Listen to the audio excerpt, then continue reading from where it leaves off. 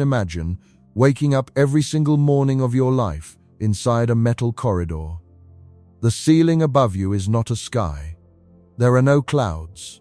There is no sun. There is a light panel that mimics sunlight because engineers who died 100 years before you were born decided that your circadian rhythm mattered. You walk to a window, but the window does not show a landscape. It shows an endless, cold, black void dotted with pinpricks of light that never move, never change, never get closer in any way your eyes can detect. You were born here. Your parents were born here. Your grandparents were born here. And some group of people you never met, people who lived on a planet you have never seen, decided that your life would be lived inside this metal world, hurtling through space toward a destination you will never reach. This is not science fiction. This is the logical, inevitable, mathematically certain reality of what generation ships would produce. And today, we are going to explore one of the most fascinating and disturbing questions in all of space science. Why would the children born on these ships, the very people the mission depends on, refuse to continue it? Why would they look at the grand dream of their ancestors and say no? Why would the greatest voyage in human history potentially be destroyed, not by radiation, not by mechanical failure, not by asteroids, but by the simple, powerful, unstoppable force of human psychology? Before we go any further, I want to share something with you. In June of 2010, 6 men walked into a sealed facility at the Institute of Biomedical Problems in Moscow, Russia. They were volunteers. They were selected from thousands of applicants. They were psychologically screened, physically fit, highly motivated individuals who knew exactly what they were signing up for. The experiment was called Mars 500. The goal was to simulate a complete mission to Mars and back. 520 days of total isolation. No real windows. No going outside. Communication with the outside world delayed by up to 25 minutes to simulate the signal lag between Earth and Mars. These were adults. These were volunteers. These were people who chose this with full knowledge and full enthusiasm. And here is what happened. By the midpoint of the mission, the crew began to fracture. Sleep cycles became chaotic.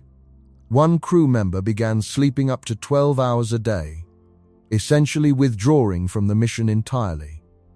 Social interactions decreased dramatically. Depression indicators rose across the board. 2 of the 6 crew members showed signs of chronic stress that researchers described as concerning. And remember, these men knew it was a simulation. They knew they could technically quit. They knew Earth was right outside those walls. They knew it would end in 520 days. Now, multiply that by a factor of infinity. Because on a generation ship, there is no end date. There is no Earth outside the walls. There is no quitting. And you did not volunteer. You were born into it. That is what we are exploring today.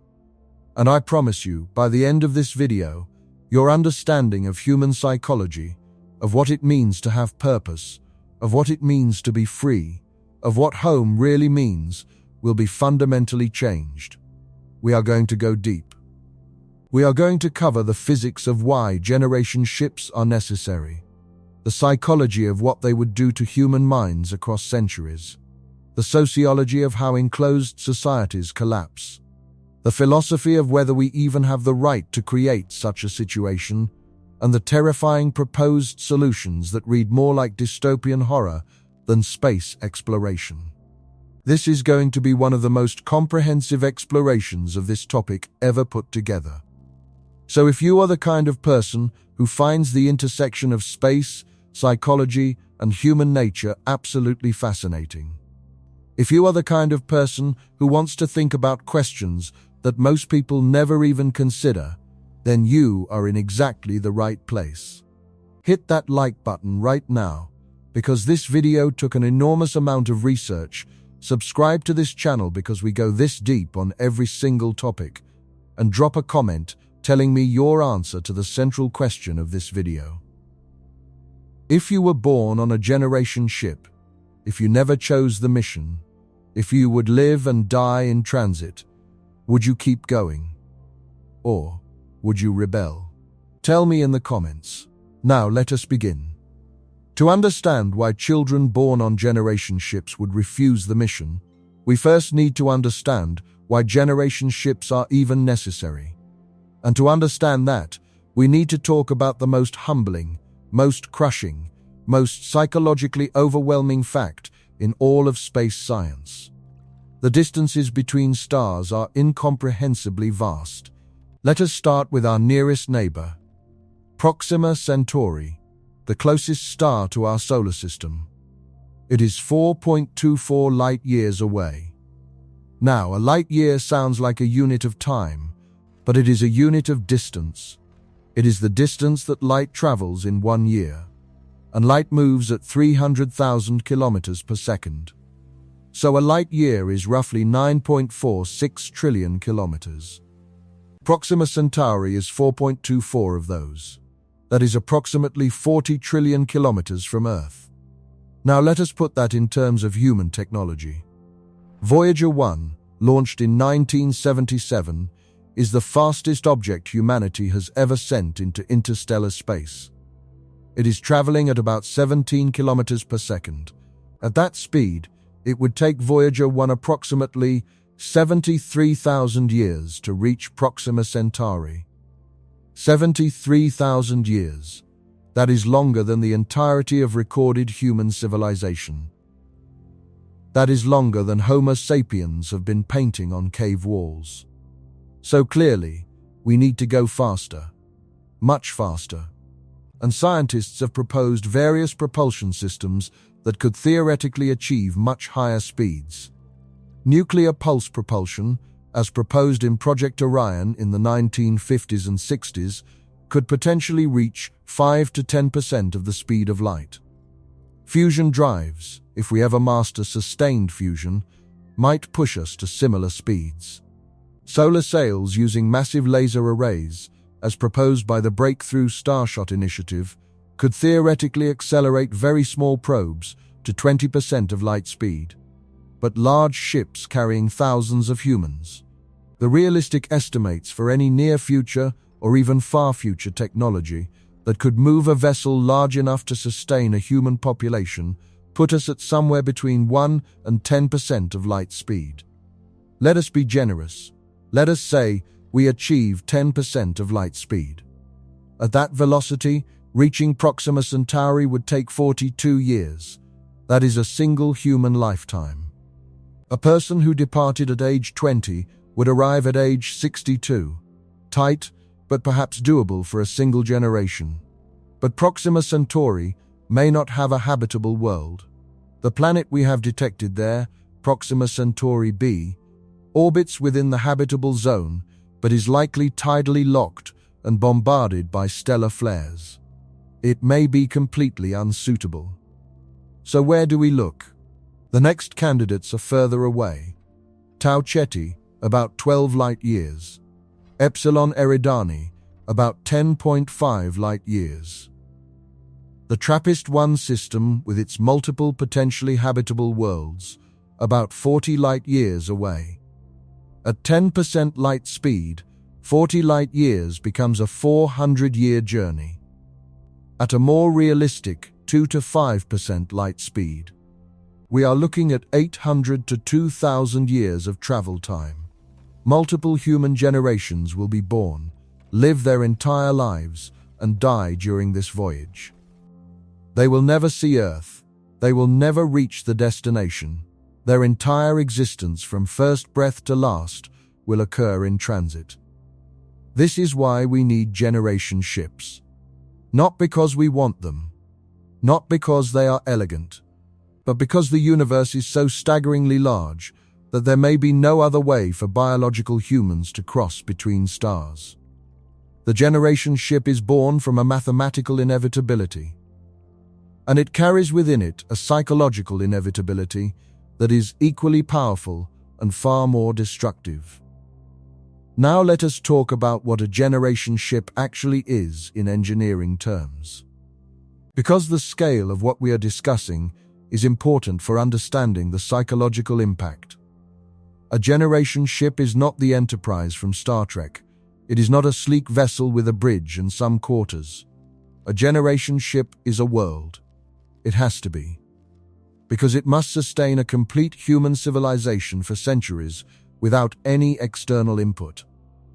No supply runs, no resupply from Earth, no emergency evacuations. Everything must be self-contained and self-renewing indefinitely. The most cited designs for generation ships draw on concepts developed by physicist Gerard O'Neill in the 1970s. The O'Neill cylinder is a rotating habitat that uses centrifugal force to simulate gravity on its inner surface. Picture a massive cylinder, perhaps 32 kilometers long and 8 kilometers in diameter, rotating once every 2 minutes. The interior surface becomes the ground. You would live on the inside of the cylinder, looking up to see the other side of the world curving above you. Some designs propose having large windows or mirrors to direct sunlight in. Others propose artificial lighting. Either way, the interior would be landscaped with soil, plants, water systems, everything needed to create a functional biosphere. In 2014, Cameron Smith, an anthropologist at Portland State University, published research calculating the minimum viable population for a generation ship. His work, building on population genetics models, suggested that you would need at minimum 10,000 people to maintain sufficient genetic diversity over multiple generations without dangerous inbreeding. His recommended number was closer to 40,000. 40,000 people. That is a small city. Living inside a machine. For centuries. Think about what that means in terms of infrastructure. You need agriculture capable of feeding 40,000 people indefinitely. You need water recycling systems that never fail. You need medical facilities, educational systems, manufacturing capabilities to replace worn parts, mining or recycling systems to reclaim materials. You need an economy, a government, a justice system, a culture. You are not building a ship. You are building a civilization in a can. And here is where the first cracks appear. Because when you build a civilization, you do not get to choose how it evolves. Civilizations are not machines. They are living systems. They change. They rebel. They transform. And the people born into them 3 or 4 or 10 generations down the line are not the same people who founded them. They do not share the same memories, the same motivations, the same dreams. They are new people, and new people make new choices. Let us now move into the core of our discussion. The psychology of inherited purpose.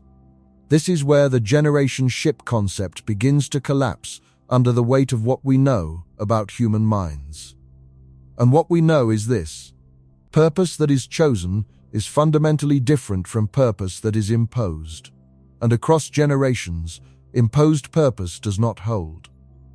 In 1985, psychologists Edward Deci and Richard Ryan published their self-determination theory, which has since become one of the most extensively researched frameworks in motivational psychology. Across thousands of studies over nearly 4 decades, the findings are remarkably consistent.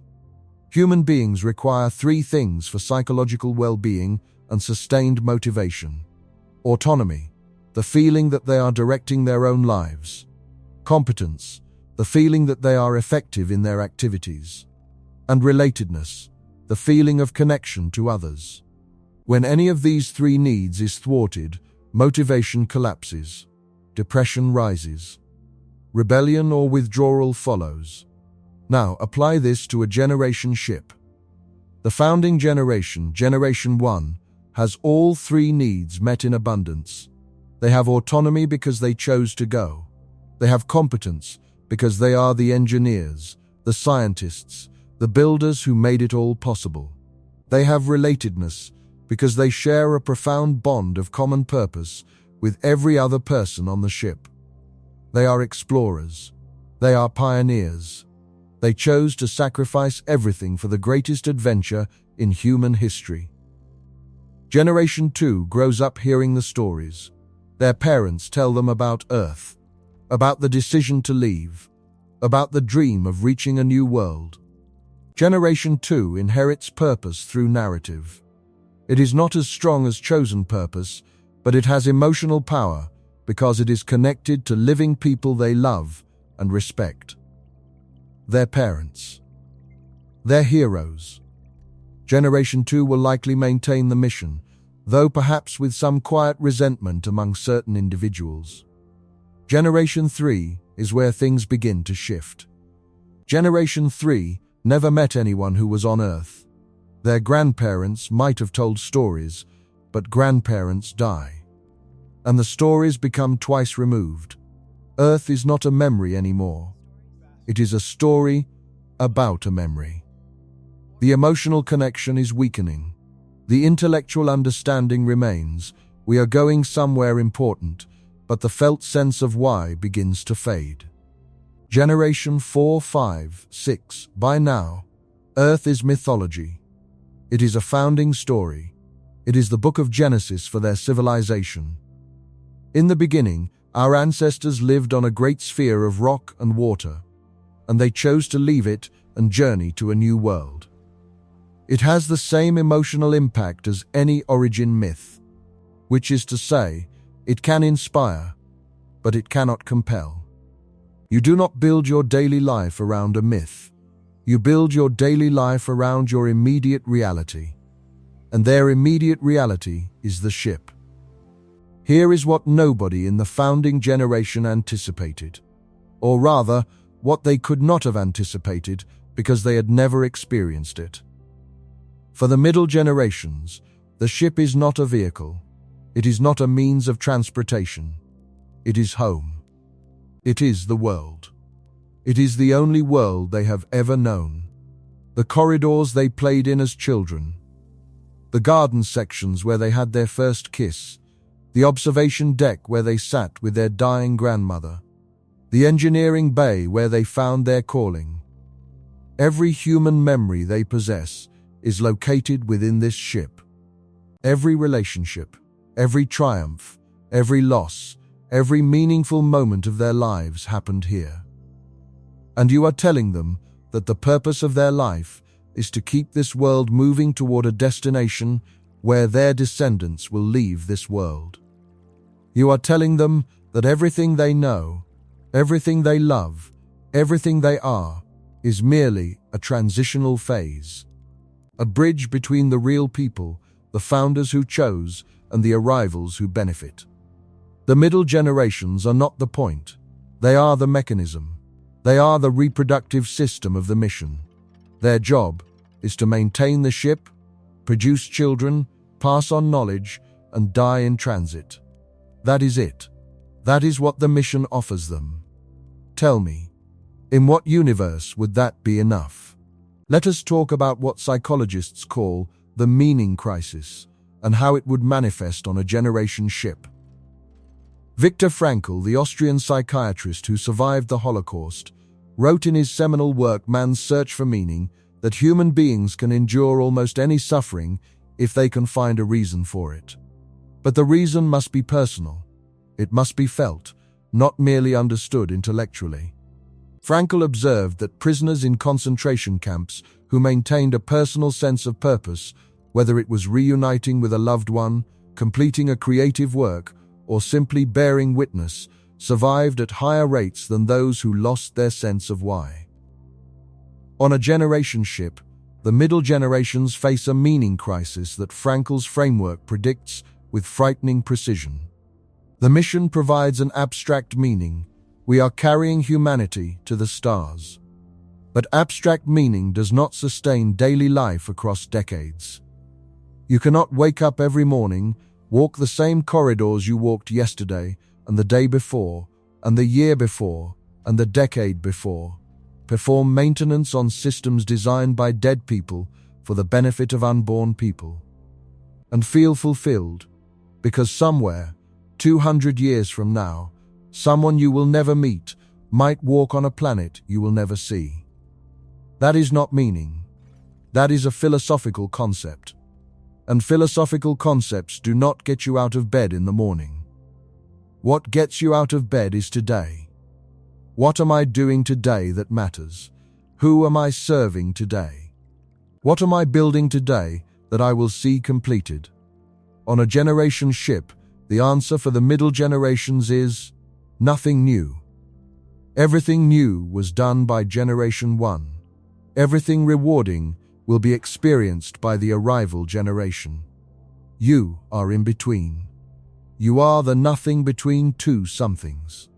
Now I want to take us into an area of research that makes this even more vivid and more disturbing. Let us talk about what happens to enclosed, isolated human societies over time. Because we do not have generation ships to study, but we have analogues. And every single one of them tells the same story. Consider the Biosphere 2 experiment. In 1991, 8 people were sealed inside a 3-acre enclosed ecosystem in Arizona. The project was designed to test whether a self-sustaining closed environment could support human life. It was supposed to last 2 years. The social dynamics deteriorated rapidly. Within months, the crew split into 2 hostile factions that refused to speak to each other. By the end of the first year, morale was so low that mission control had to intervene repeatedly. And this was 8 people for 2 years who could see the Arizona desert right outside the glass. Who knew they could leave at any time? Who volunteered for this? Consider Antarctic research stations. People who volunteer for winter over duty at South Pole stations spend about 9 months in relative isolation. Psychological studies of these populations, conducted extensively by researchers like Lawrence Palinkas at the University of Southern California, have documented what is called the third quarter phenomenon. Around the 75% mark of any isolation period, motivation drops catastrophically, depression spikes, social conflicts intensify, people become irritable, withdrawn, cognitively impaired. And this happens to volunteers who know the exact date their isolation will end. On a generation ship, for the middle generations, there is no 75% mark. There is no end date. There is no "we're almost there." There is only, you will die here, and maybe your great-great-great-grandchildren will see the end. The third quarter phenomenon has no resolution because the middle generations are permanently in the third quarter. They are permanently in the psychological zone of maximum despair, with no relief point to look forward to. Consider submarine crews. Modern nuclear submarines can stay submerged for months. The US Navy has conducted extensive research on the psychological effects of prolonged submarine deployment. Even on missions of 3 to 6 months, with highly trained military personnel who chose this career, psychological deterioration is measurable and significant. Sleep disorders. Interpersonal conflicts. A condition submariners call patrol fatigue that manifests as apathy, irritability, and reduced cognitive function. Now multiply that by a lifetime, by multiple lifetimes, by centuries. Every analog we have points to the same conclusion.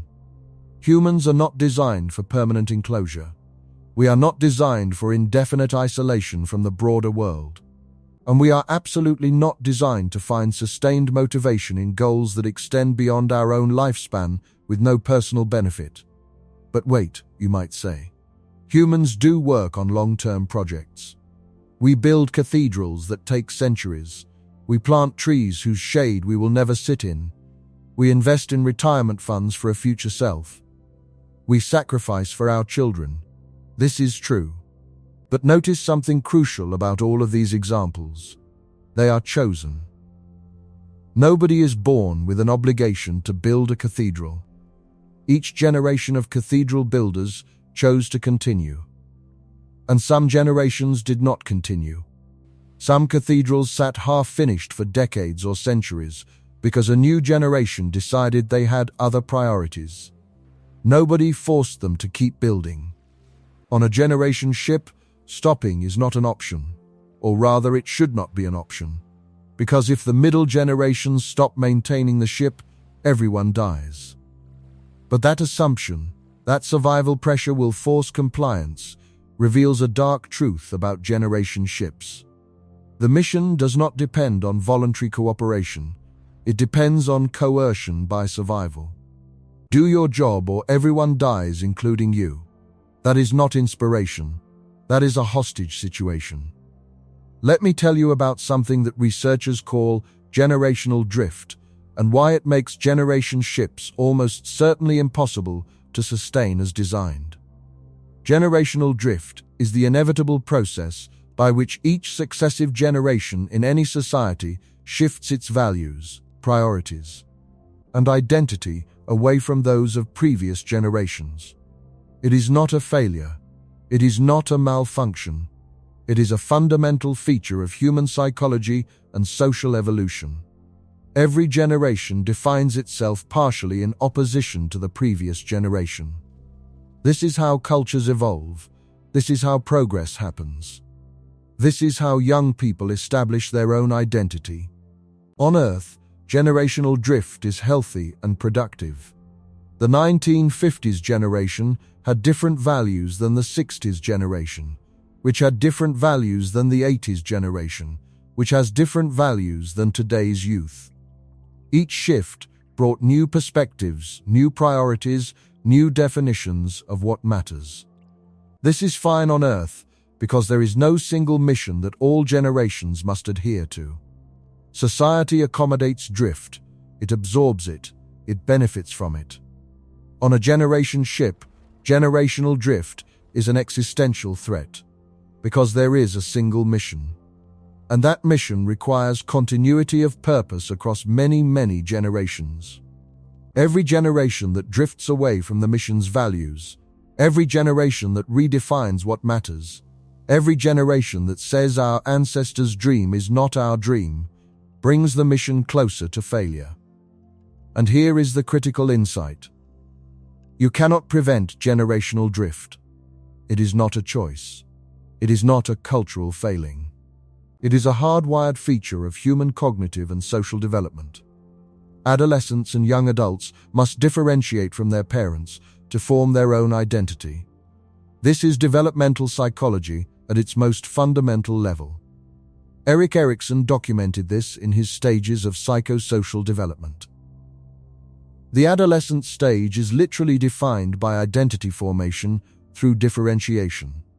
You cannot have psychologically healthy humans who do not, at some point, question and challenge the values of their parents.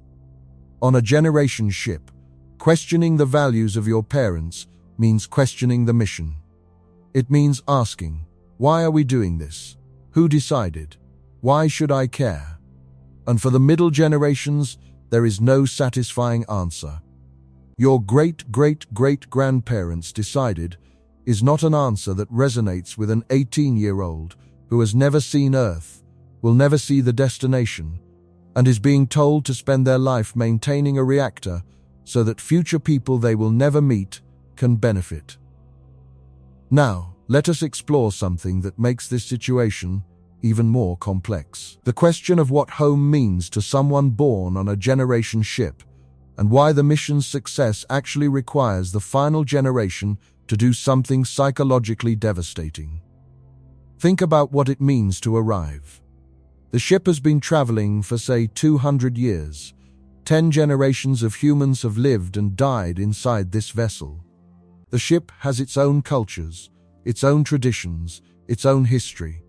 People have been born here, fallen in love here, raised children here, grown old here, been buried or cremated here. Every meaningful human experience for 10 generations has occurred within these walls. The ship is civilization. The ship is the world. And then one day, Generation 10 wakes up and is told, "We are here. We have arrived. Now we must leave the ship and live on an alien planet." Think about what that actually means psychologically. You are being asked to abandon your entire world, everything you know, every place that holds meaning for you, every wall that has a story, every corridor that holds a memory. You are being asked to walk out into an environment that is utterly alien to you. An environment with weather you have never experienced, with a sky that goes on forever, unlike the ceiling that has always been above you, with winds and rain and temperatures you cannot control, with unknown biology, with vast open spaces that would trigger agoraphobia in people who have lived their entire lives in enclosed spaces. Research on this is illuminating. Studies of people who have spent extended periods in enclosed environments, such as long-duration space station missions, consistently show a period of what researchers call Earth readaptation when they return. Astronauts who spend 6 months on the International Space Station report feeling overwhelmed by open spaces, by crowds, by the sheer sensory input of Earth. And they only spent 6 months in enclosure, and they grew up on Earth. They know what outside feels like. They have memories of it. Generation ship arrivals would have no such memories. Nobody alive has ever been outside. Nobody's parents were ever outside. For 10 generations, outside has been a theoretical concept, something shown in educational videos about the destination, something that exists only in screens and textbooks. The actual felt experience of openness, of wind, of weather, of uncontrolled nature would be not just unfamiliar but actively terrifying. There is a condition called institutional syndrome or institutionalization documented in people who have spent decades in prison. When released after 30 or 40 years, many of these individuals cannot function in the outside world. They have adapted so completely to the enclosed, structured, predictable environment of prison that freedom becomes overwhelming. Some deliberately re-offend to return to prison because the outside world is too much. And these are people who remember the outside. These are people who spent their childhoods in the open world. For generation ship arrivals, it would be infinitely worse. They have no frame of reference for planetary life. They have never felt rain. They have never been cold because of weather rather than a malfunctioning climate system. They have never seen a horizon. They have never been in a space where the ceiling is not visible. The destination planet, far from being a paradise they have been journeying toward, would be a hostile alien environment that their psychology is entirely unequipped to handle. So here is the horrible paradox at the heart of the generation ship concept. The mission's success requires the final generation to do something that every instinct, every memory, every psychological adaptation built up over 10 generations of ship life would rebel against. Leave the ship. Leave home. Leave the only world that has ever existed for their entire lineage and walk into an alien wilderness. The mission does not end with arrival. It ends with abandonment. Abandonment of the only home these people have ever known. Is it any wonder that the intermediate and final generations might refuse? Let us go deeper into the sociological dimension. I want to examine historical analogues because, while we have never built a generation ship, we have numerous examples of enclosed human societies, and they all tell remarkably consistent stories about what happens over time. Consider the Pitcairn Island community. In 1789, the mutineers from Hms Bounty, along with their Tahitian companions, settled on a tiny, isolated Pacific island. They were a small, enclosed community with no outside contact. Within 20 years, the community had nearly destroyed itself. Alcoholism, murder, and conflict reduced the original population drastically. The community survived only because it was eventually contacted by the outside world and received external support and governance structures. Without that external intervention, it likely would have collapsed entirely. And this was a community on a beautiful Pacific island with abundant food and fresh air, not a metal tube in space. Consider the various utopian communities that have been established throughout history. The Shakers, the Oneida community, the Brook Farm experiment, dozens of others. Communities founded with absolute unity of purpose, with shared vision, with voluntary membership and passionate commitment.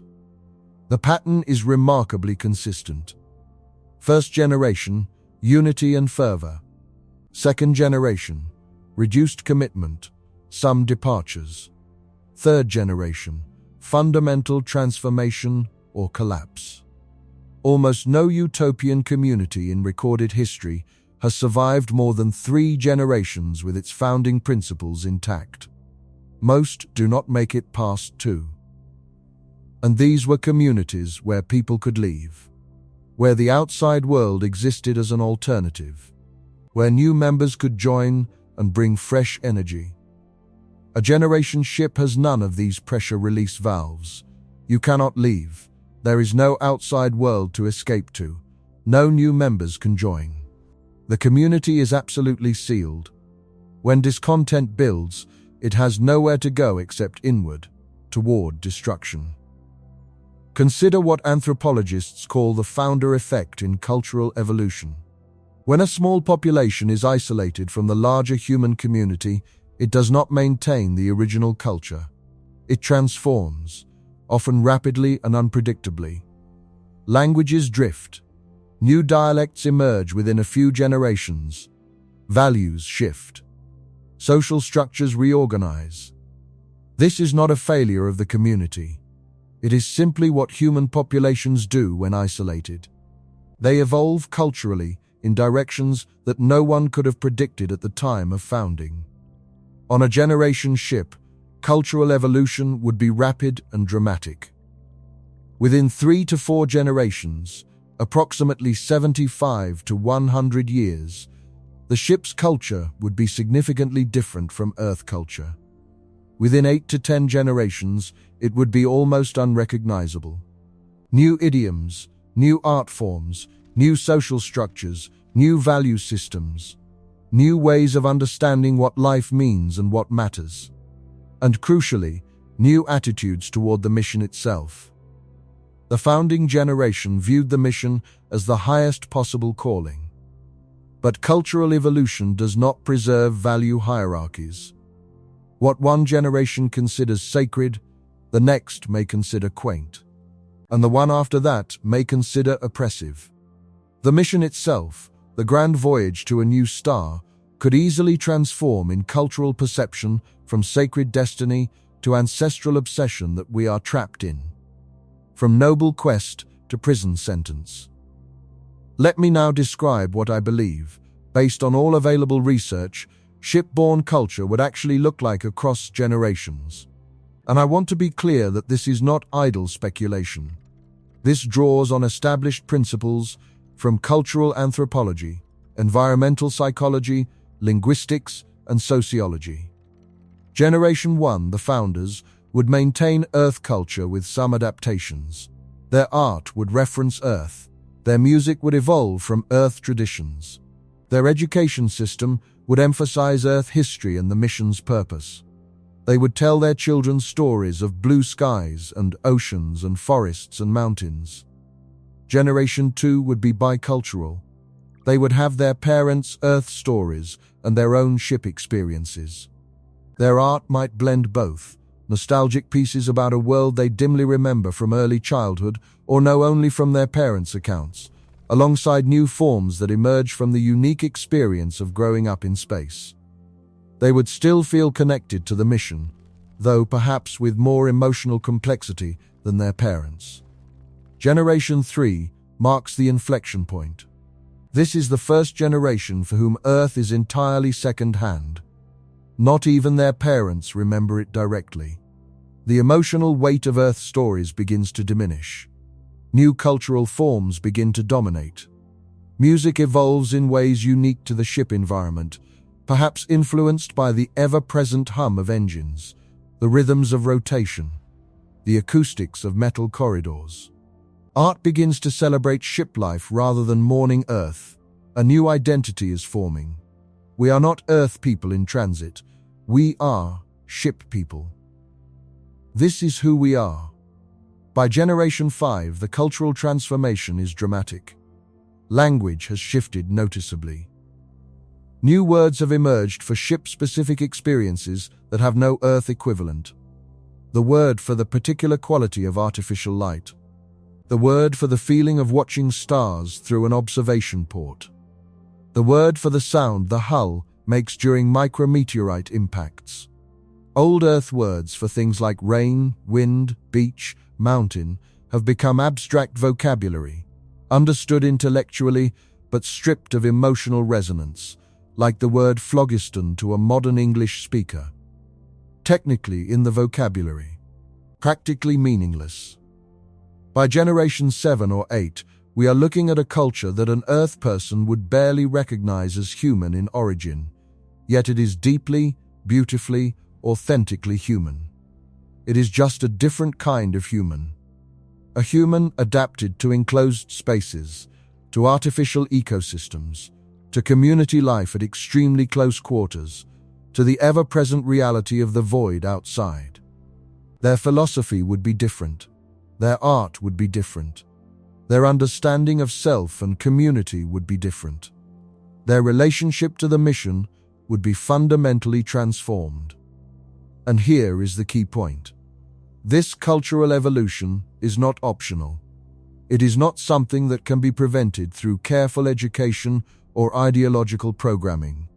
It is an emergent property of human cognition and social interaction.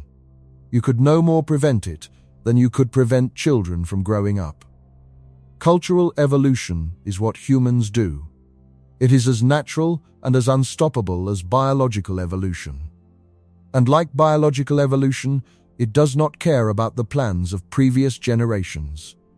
Now I want to address something that I think is the single most important psychological factor in why Generation Ship children would refuse the mission. And it is something so simple, so fundamental, that engineers and physicists routinely overlook it. It is the question of consent.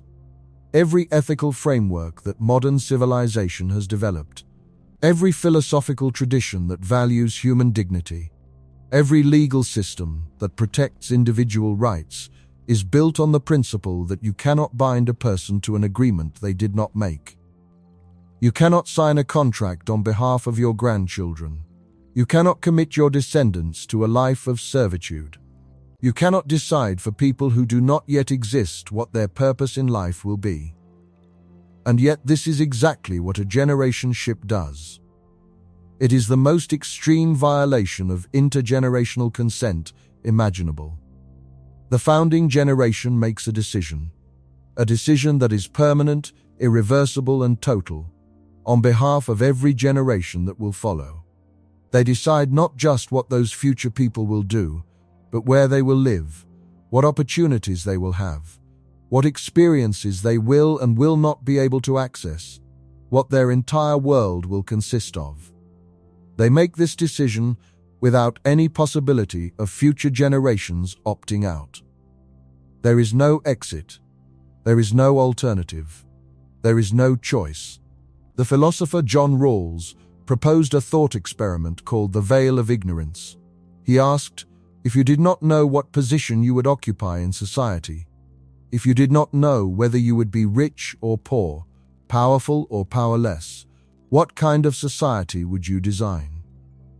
This was meant to produce principles of justice. Let us apply it to generation ships. If you did not know whether you would be in the founding generation, full of purpose and choice, or in Generation 7, born into a metal tube with no say in your fate, would you endorse the generation ship concept?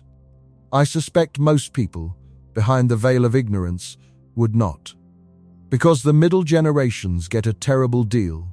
They get all of the burden and none of the reward. They sacrifice everything and gain nothing that they could not have had by simply staying on Earth, or rather, by simply never having been born into this situation. This brings us to a profound question. Do the unborn have rights? Can future people be wronged by present decisions? Philosophers disagree on this, but the generation ship scenario makes the question vivid and urgent. If a founding generation launches a ship knowing that their descendants will be trapped in it for centuries, have they committed an injustice against those descendants? Have they done something wrong? Many ethicists would argue yes. You have created beings and simultaneously denied them the fundamental human experience of choice. You have predetermined their lives to a degree that goes beyond anything any parent has ever done or could ever do on Earth. Because on Earth, even in the most restrictive society, there are alternatives. Even in poverty, there are choices. Even in prison, there is an outside world that exists as a concept, a possibility, a hope. On a generation ship, there is nothing else. The ship is everything. And the ship has a purpose that is not yours, was never yours, and will never benefit you. I want to talk now about the specific psychological mechanisms by which rejection of the mission would manifest. Because it would not be a single dramatic moment of rebellion. It would be a gradual, multi-generational process that might not even be recognized as rebellion by those experiencing it. It would feel, from the inside, simply like living. The first stage is what I would call quiet questioning. This emerges in generation 3 or 4. It is not public dissent, it is private doubt. Teenagers whispering to each other, "Do you ever think about how weird this is? That we're all just going somewhere none of us will ever get to?" Adults confiding in their closest friends, "Sometimes I wonder what the point of all this is." This stage is characterized by existential questioning that is kept private, because the social pressure to support the mission is still strong. Public questioning would be seen as ungrateful, as disrespectful to the ancestors. So the doubt stays underground. But it spreads. The second stage is cultural divergence. This emerges in generation 5 or 6. By now, the ship has developed its own robust culture that has little to do with the mission. Art that celebrates ship life as an end in itself, not as a transitional phase. Philosophy that questions whether arrival is desirable at all. The emergence of an identity that says, "We are ship people. This is our home. We are not in transit, we are here." This is not framed as rejection of the mission per se. It is framed as cultural development, as self-expression, as artistic freedom. But its effect is corrosive to mission commitment, because it undermines the fundamental premise that ship life is temporary. The third stage is political organization. This emerges in generations 6 through 8. By now, a significant portion of the population, perhaps a majority, does not identify with the mission. They identify with the ship. They begin to organize politically around the idea that the ship's governance should prioritize the well-being of current residents rather than the achievement of a goal set by dead people centuries ago.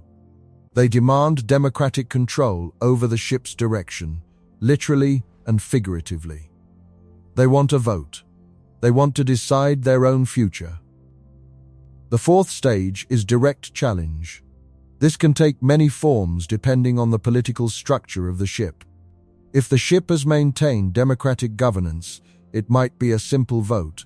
We are not continuing to the destination. We are going to stop here, or turn around, or simply continue flying through space indefinitely, because this is our home and we are not leaving it. If the ship has authoritarian governance that prevents such votes, it might be a revolution. A seizure of the navigation systems, a physical confrontation with mission authorities. The fifth, and perhaps most likely stage, is passive decay. This is what happens if there is no dramatic confrontation. Instead of actively rebelling, the middle generations simply stop caring. They go through the motions. They do the minimum required for survival, but nothing more. The educational systems that teach destination knowledge deteriorate because nobody sees the point. The technical knowledge required for landing procedures is lost because nobody bothers to learn it. The ship degrades slowly because maintenance is performed at survival level rather than mission level. By the time the ship reaches its destination, if it does, the society aboard may be incapable of landing even if it wanted to. This passive decay scenario is perhaps the most realistic because it requires no dramatic action. It requires no brave rebels or evil tyrants. It simply requires humans being human, prioritizing the present over the distant future, investing energy in things that matter to them personally, letting abstract obligations that have no personal resonance gradually fade from importance. This is not rebellion. It is ordinary human nature operating exactly as it always has. Let me share with you a concept from evolutionary psychology that I think illuminates this discussion powerfully. It is called temporal discounting. Humans naturally value rewards that are closer in time more than rewards that are further away. This is not a moral failing. It is an evolved cognitive bias that served our ancestors well. A bird in the hand is worth two in the bush, because the bush is uncertain and the hand is now.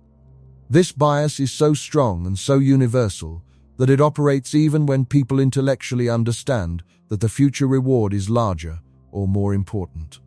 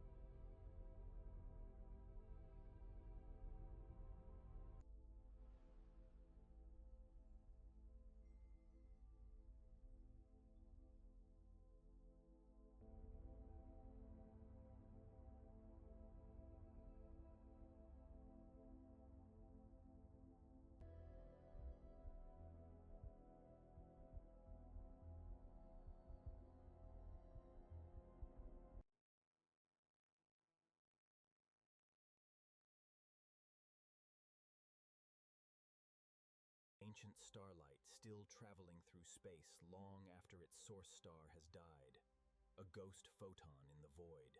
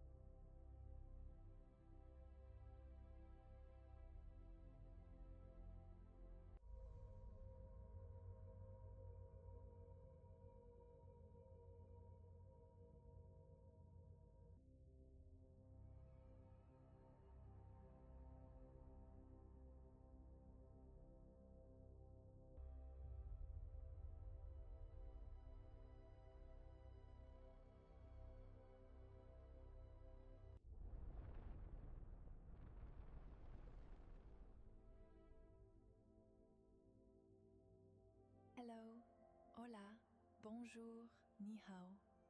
Guten Tag, konnichiwa, jambo.